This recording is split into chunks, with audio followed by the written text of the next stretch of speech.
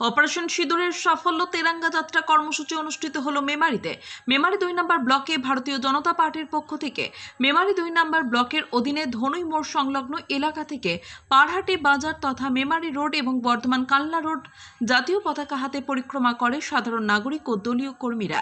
ভারতের ভূস্বর্গ কাশ্মীরের পেহেলগাঁওতে নিরীহ মানুষদের উপর নির্বিচারে গুলি চালিয়ে হত্যা করে পাকিস্তান জঙ্গিরা। সেই পরিপ্রেক্ষিতে ভারতীয় জনতা পার্টির পক্ষ থেকে আজ মঙ্গলবার তেরাঙ্গা যাত্রা করলেন এবং নিরীহ মানুষদের গুলি চালিয়ে হত্যা করার বিরুদ্ধে প্রতিবাদ জানালেন এবং দেশের সকল সুরক্ষা বাহিনীদের উদ্দেশ্যে অভিনন্দন ধন্যবাদ জ্ঞাপন করলেন। এই পদযাত্রাটি পুনরায় ধনুই মোড় সংলগ্ন এলাকায় এসে সমাপ্তি হয়।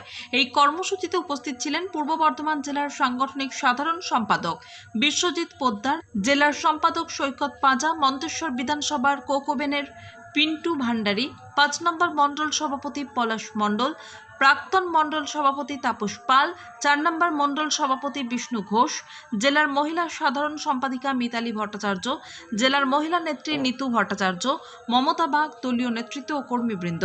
দলীয় নেতৃত্বরা কি বললেন শোনাবো আপনাদের।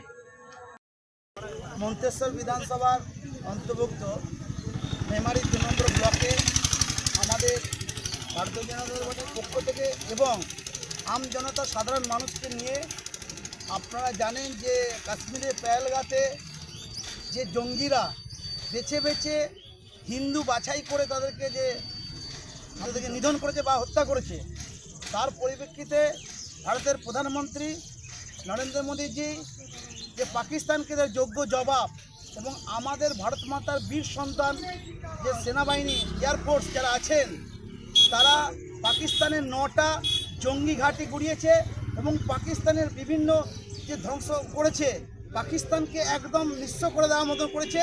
এই সেনাবাহিনীকে আমরা জ্ঞাপন করছি, সংবর্ধনা জানাচ্ছি, তাদেরকে স্যালুট জানাচ্ছি। তাই জন্য আমি আজকে সমস্ত সাধারণ মানুষ মিলে আমরা এই পারহাটি বাজারে আমরা তেরঙ্গা যাত্রা করছি।